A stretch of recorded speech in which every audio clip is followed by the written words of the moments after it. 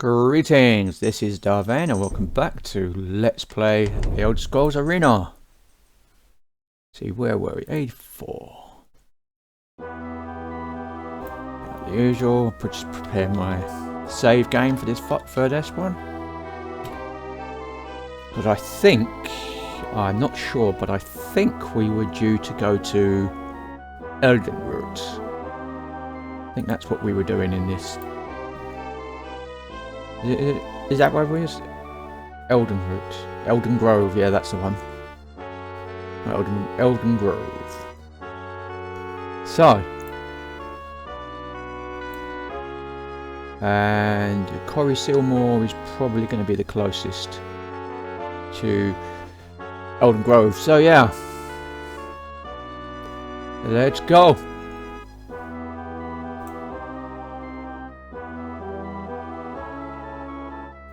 The small overgrown entrance to the Elden Grove stands before you, guarding secrets forgotten for ages. Somewhere within its misty corridors lies the third piece of the Staff of Chaos.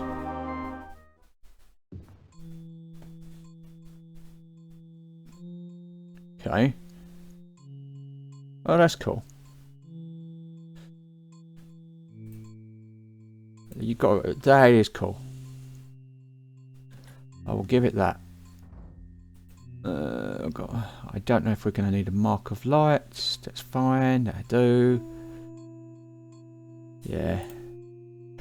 Let's see what we've got here and what we have to face, because you enter Elden Grove, chilled by the mists that lend perpetual gloom to this melancholy place. You can hear things shuffling through the overgrowth and distant growling and moaning that does not sound human at all. Okay. If we started, because again, this is another named dungeon, or well, I think it might be more accurate to call it a named complex. I have no idea what we will find in here.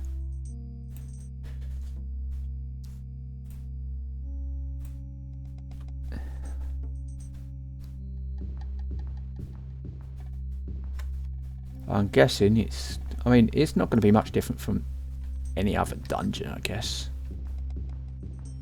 Except that apparently we've got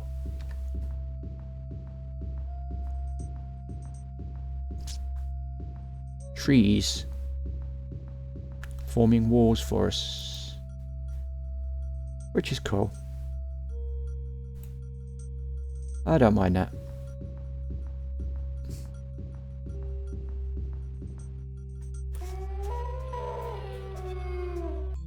So we got some wolves, okay.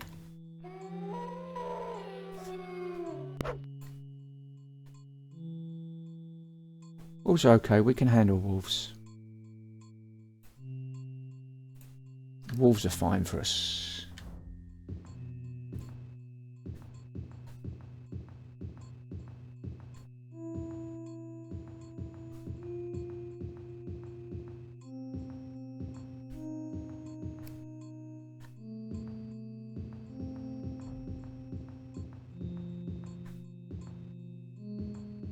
As always, unless there's teleporting involved, the easiest way to solve a maze is usually just to follow one of the walls from the outside. It's not quick, but it will get you there.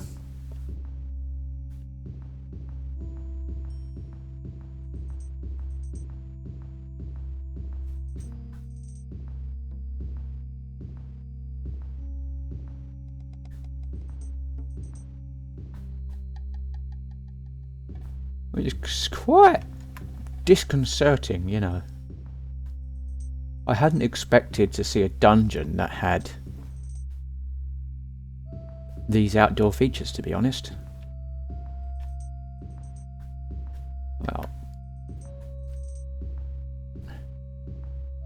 there's no real reason why not, of course. it makes perfect sense for the dungeon. Is just that I was expecting something underground.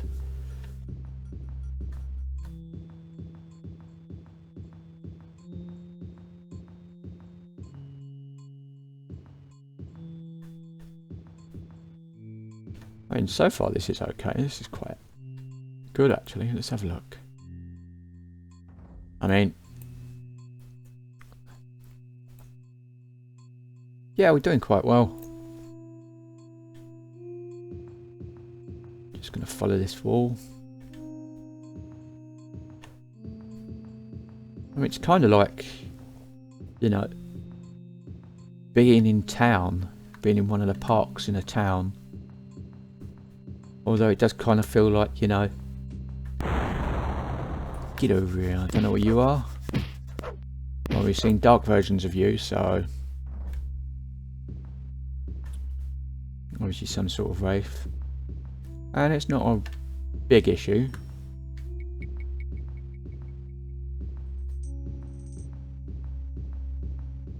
But yeah.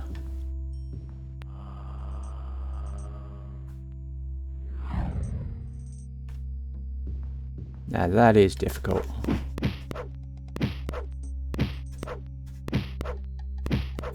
I had to get hit to even see where you were. Okay. In this fog, that was not nice. That was not nice at all.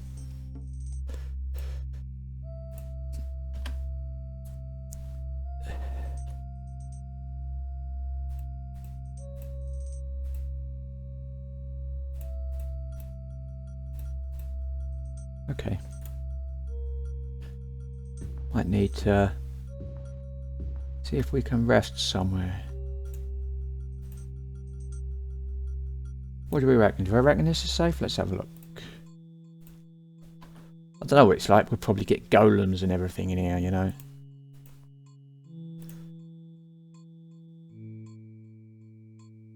No, they're letting me get away with it. That is interesting.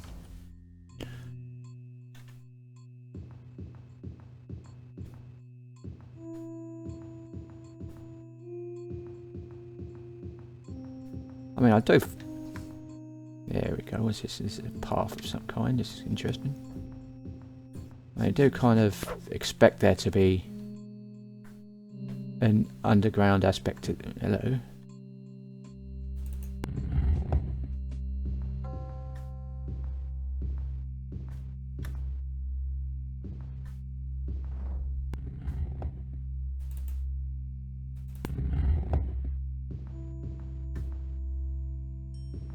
Okay, so why? What? Okay, that's interesting. Not sure of the purpose of that, but never mind.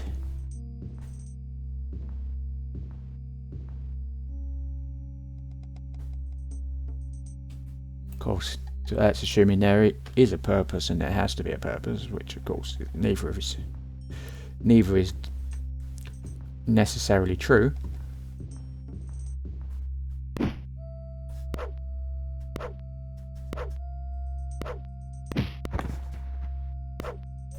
I don't know what I just hit, but I killed it.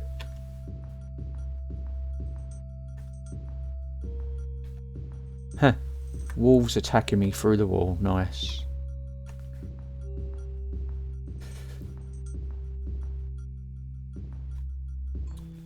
I see we're going full on fair with this one. But yeah, we kind of...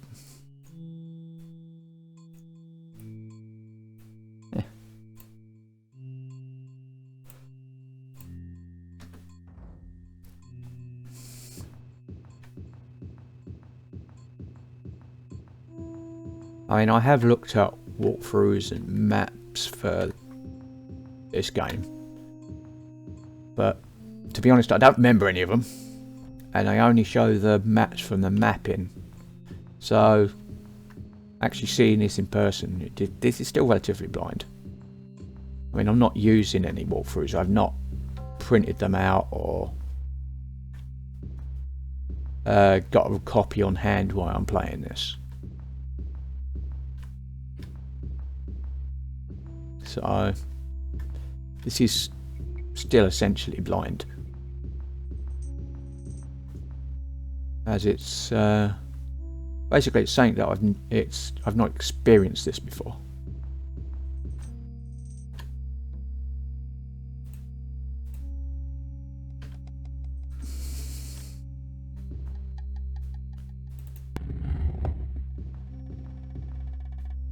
And given that I can barely remember people's names sometimes, or dates or facts that I've read, unless I properly commit them to memory for some reason, which usually because it involves engaging various other aspects of my brain, because my memory is absolutely, well, let's just say bad is the best way to, it's just bad. You know, and I find the more, I think it's part of my autism stroke dyslexia stroke whatever, and I know it's all linked together, but basically in order to remember something, the best way to get me to remember something is for me to kind of use it and process it, and in a way talk about it.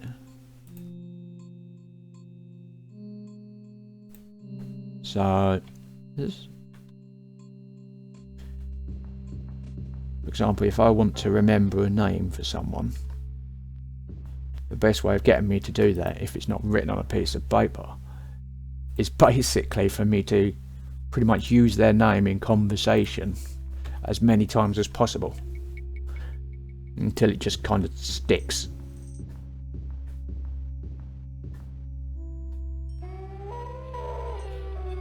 Because I find the best way to describe it is I'm not actually remembering people's names, I'm remembering that at first I'm remembering meeting people and talking about their names, if that makes sense. And the more I talk about people, especially specific people, the more I can formulate that identity of and commit the link between that and between that person and their name.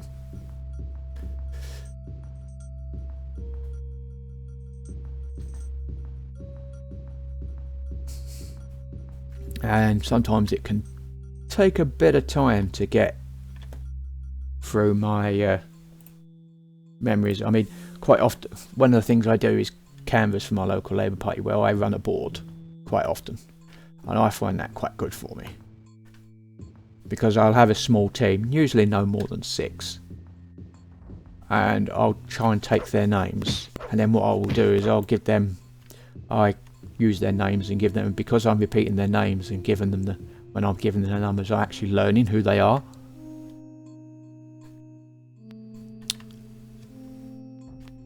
And then the more I do that, and the more different times I do that, the better.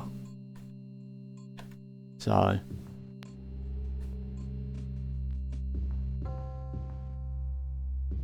going to go this way. I'm going to follow this wall for a second, because this looks like...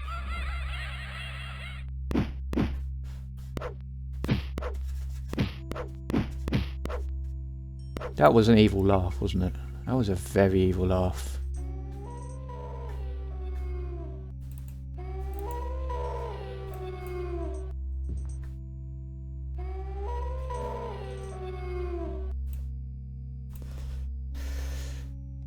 So yeah, it's just a peculiarity of how my brain works, I think, is the best way to describe it. But it works. I mean, I think for me, I like stories, and essentially we communicate by telling stories, because that's what our memories are. Our memories are stories of things that happen to us. When we're telling anecdotes and stuff, we're telling stories from our life based on our memories, and that cements those memories.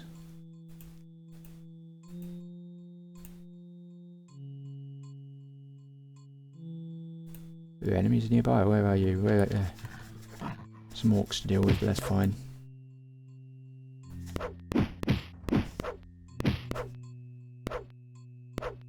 Just kill whatever orcs are hiding in the trees, because there obviously is some if we can't see them. Because, you know, this game is fair. Yeah. But there's little quirks like that, okay, given the age of the game and the technology, they're somewhat forgivable.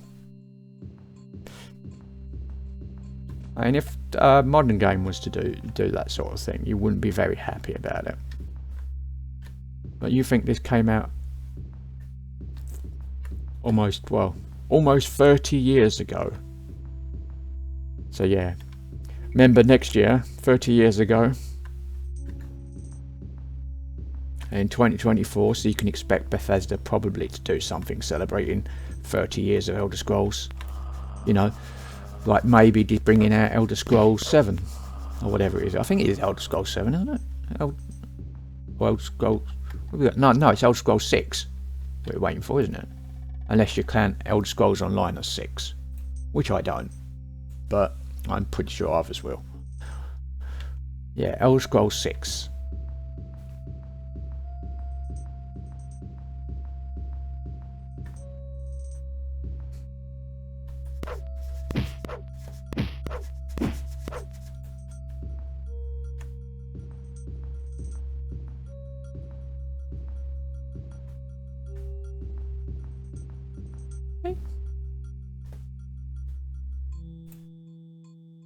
So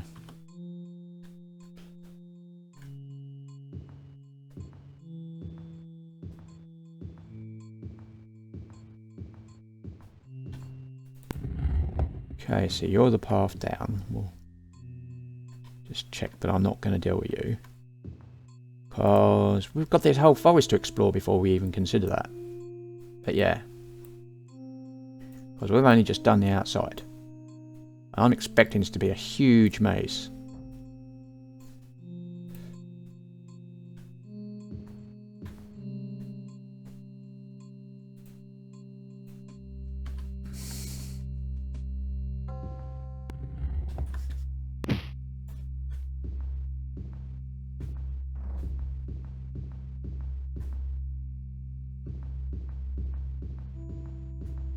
I mean, sure, you could speedrun through the dungeon, but why would you want to?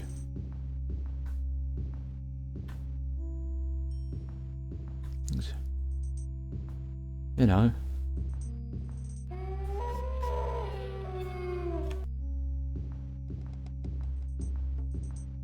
I like exploring.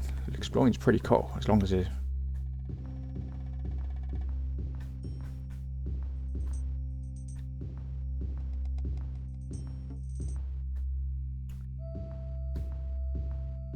So yeah. What else is going on? Well, like I said, I've got quite a busy time coming up, so which may disrupt my Let's Plays for a small amount of time.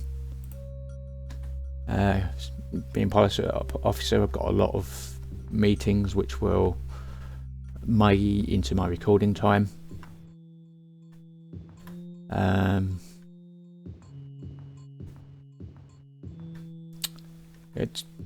Unite community is quite amusing because, I mean, organising an event for International Women's Day is pretty cool.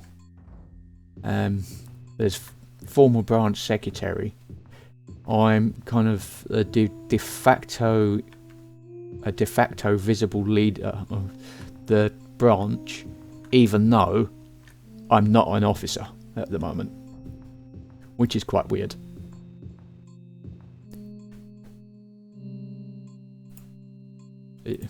Basically, the stuff that I've done means that people remember that I've done this stuff, and therefore I'm the person to talk to with regards to Unite community. And it's like, actually, not quite.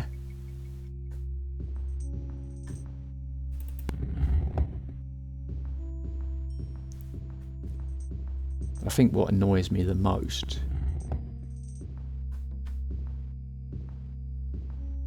is basically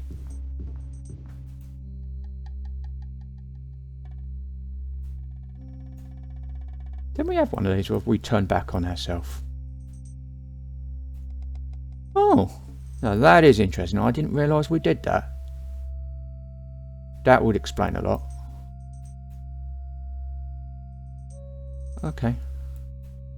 So I might go and fill that bit in again, just to, I mean, we can see what it is there. It's a bit of thing, but what we'll do is we'll probably walk around that bit, loop again, and then make sure, because, like I said, it was a bit, hang on a minute, this is quite similar. So, and that's just taking us up, isn't it? Yes. We'll go around, I can't be bothered, and we'll do a bit more exploring. Assuming we can get past this tree, that is. I mean, that's the other thing, these, because of the sprites rather than full 3D. Some of these things you can get past, and some of them, well. Yep. So what we're doing, well, we're going down here. Let's make sure we do go down here.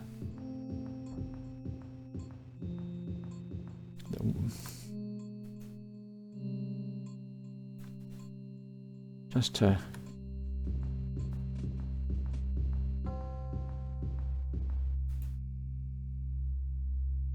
basically I want to try and make sure all the corners are explored as much as we can.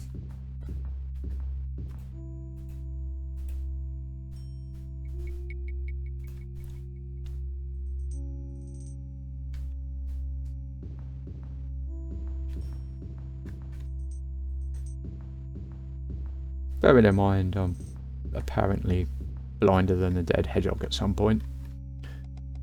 A lot of it's the fog. So I'm not going to beat myself up about it too much.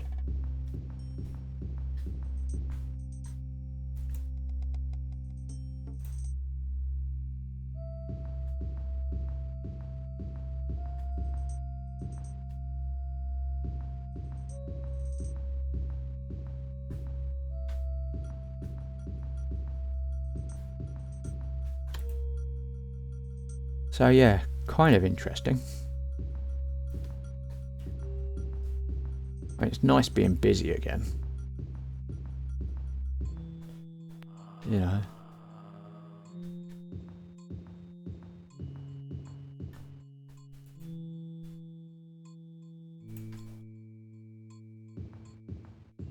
I mean, I'm bitterly disappointed at how invisible the branch has become since I left it. I mean, I understand a lot of that's to do with the pandemic. You couldn't do a lot with the pandemic. Everything pretty much shut down during COVID. But now it's like we're supposed to be getting out there and being visible, and it's like the branch executive aren't doing that, and they're letting the members down, and it's just like, well, that's just wrong. And it's letting the branch down.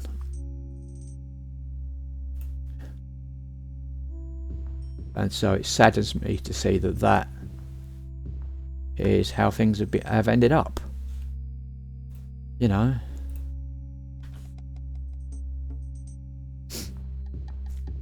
As branch secretary, I try my best for inclusiveness and visibility, because we cover a large area. We cover 4 different CLPs, that's constituency Labour parties.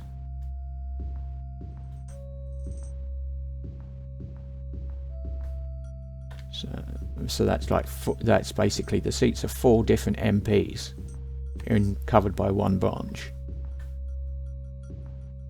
That's a big area.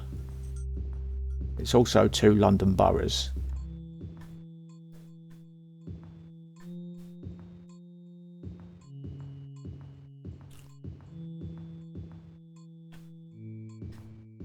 Which is, and so that's like a lot of councillors, a lot of wards. With all sorts of things going on. So during a time when no union should be invisible, to be honest.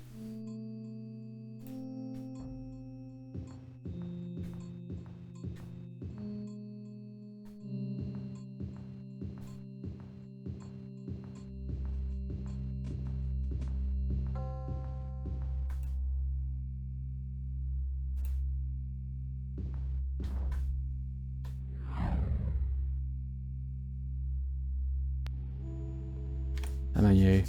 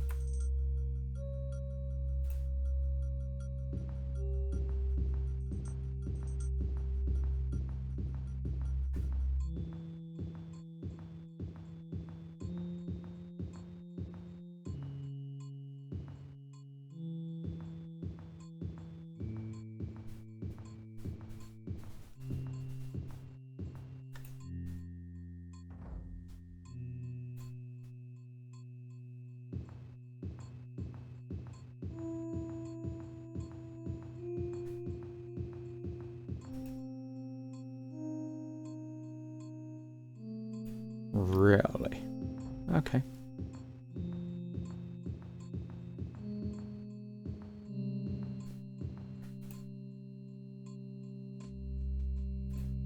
So out this corner then.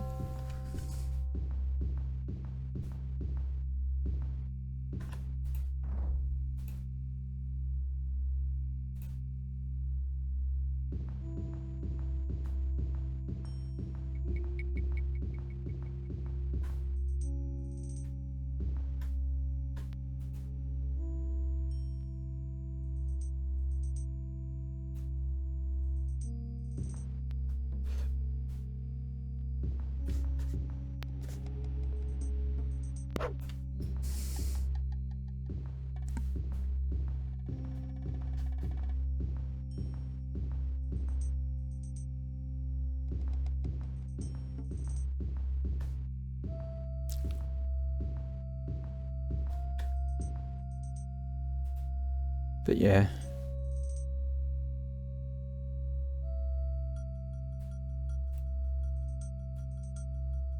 That might go down there.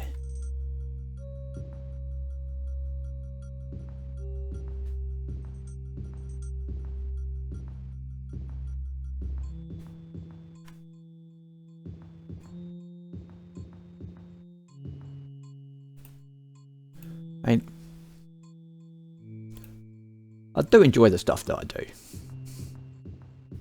Keeps me busy, makes me feel good because I'm helping the community. And what's interesting is,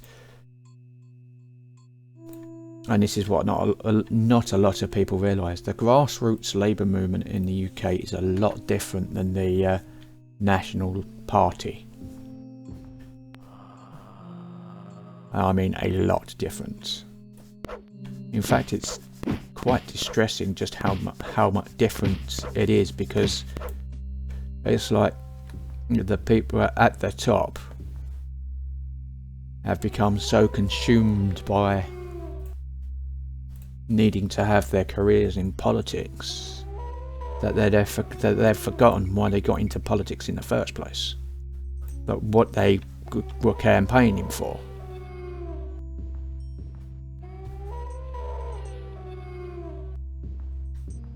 So they end up spending more time telling people what they think they want to hear so they can be voted back in, under the pretense that somehow that will And they justify them under the pretense that if they get in, then they'll have the power to change things. But inevitably, when they do get in, they don't, because they've forgotten what they wanted to get in and change.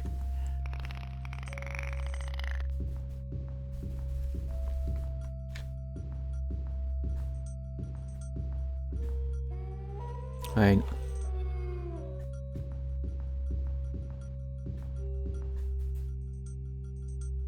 mean, I'm not going to make any secret. I mean, I joined the Labour Party when Jeremy Corbyn became leader. Before that, I was very much independent because I wasn't sure where the Labour Party was going or if it was for me. Didn't like the way it went under Blair, for example, because there was very on the if the national level Labour Party is the only thing you experience, then what you tend to get is that the impression is that there's no difference between the Labour Party and the Tory Party. You know.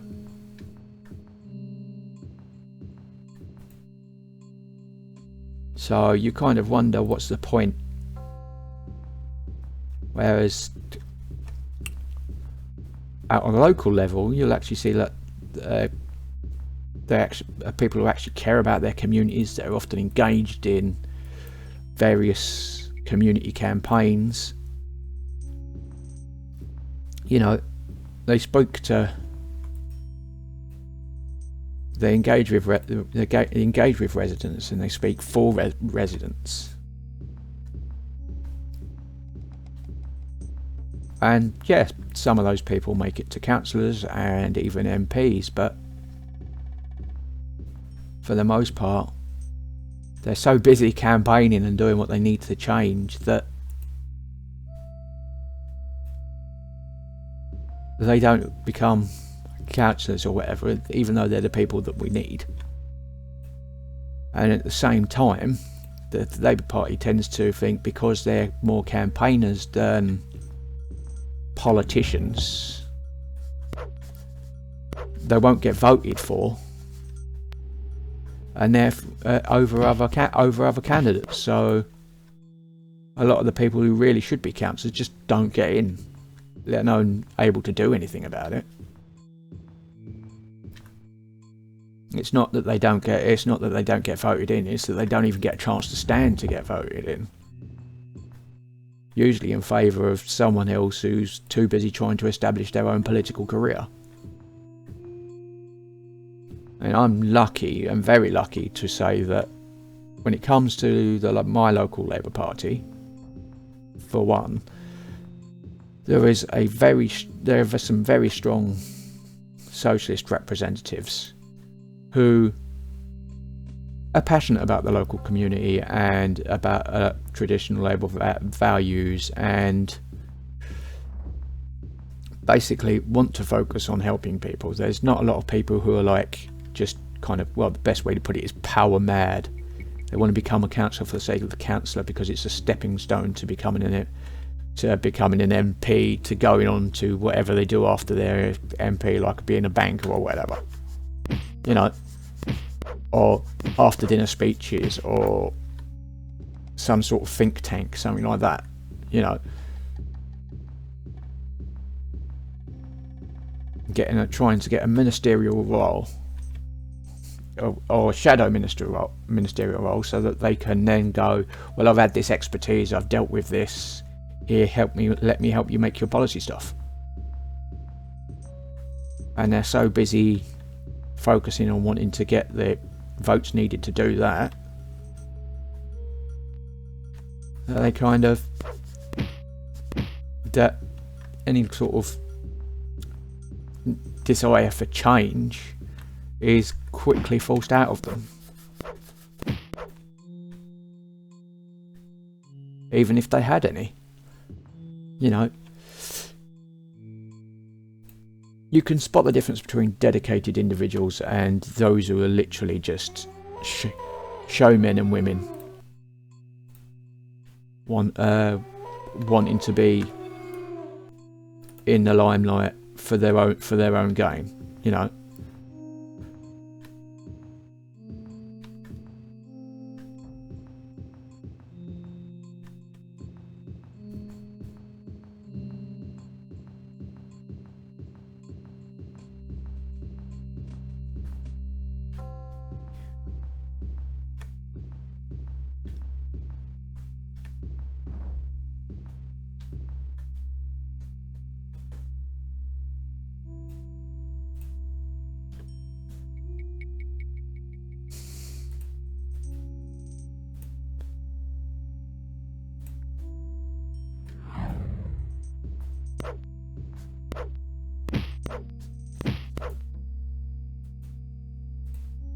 Thanks for that.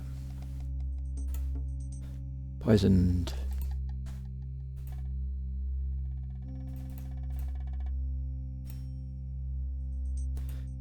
What did that poison do to me? Because that's alright. You actually did undo it this time. Fine. Yeah, so we're gonna. I mean, I've just noticed the time. I'm gonna rest. Try and heal up. See how far we got. What we're doing now. We're going around this way. Oh, yeah, it's not bad.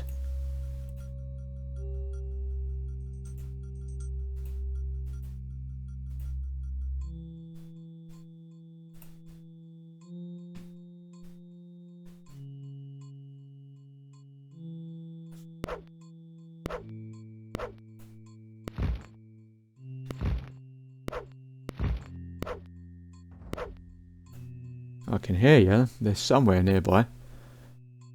Okay, well we're just going to save it there anyway. So this has been Vane doing Let's Play the Elder Scrolls Arena. If you like what you see in here, be sure to like, subscribe, share and comment. Please consider sponsoring on Patreon, and until next time, goodbye.